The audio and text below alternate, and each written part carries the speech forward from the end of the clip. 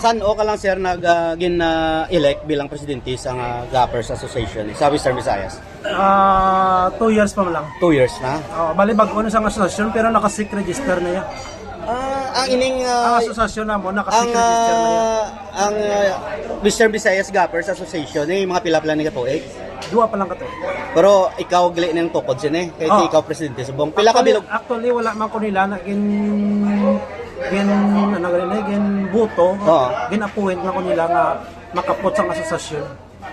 Okay, mga pila subong sir ang membro sa Western Visayas Gappers Association. Sa subong sobra na 200. 200.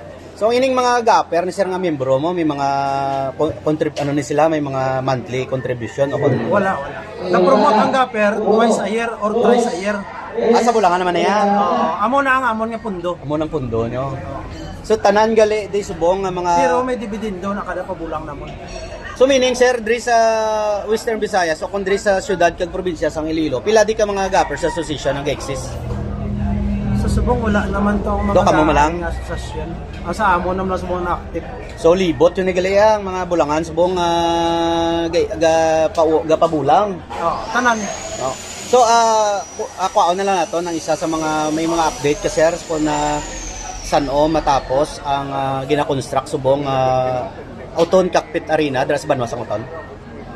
Sa suno sa nabatian ko by December base maka-operate sila. December na. Base. So mangin sa under pa nagyapon sa inyo naman nga umbrella ang Western Visayas Gappers Association. Halos ang nagatakod sa Auton under sa akon na asosasyon.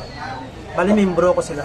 Okay si Sir Pok. Sir, paungon lang imo nga pahayag, pangagda, panawagan sa tanan nga mga gappers na gusto pa mag-join sa inyong association. Sa mga gappers nga gusto mag-join sa amon, welcome kamo tanan. Basta maka-intra ka mo sa pabulang sang Gappers Association or Western Visayas Gappers Association, may application form kami nga ginapapinapan kag ipa-IDhan kamo.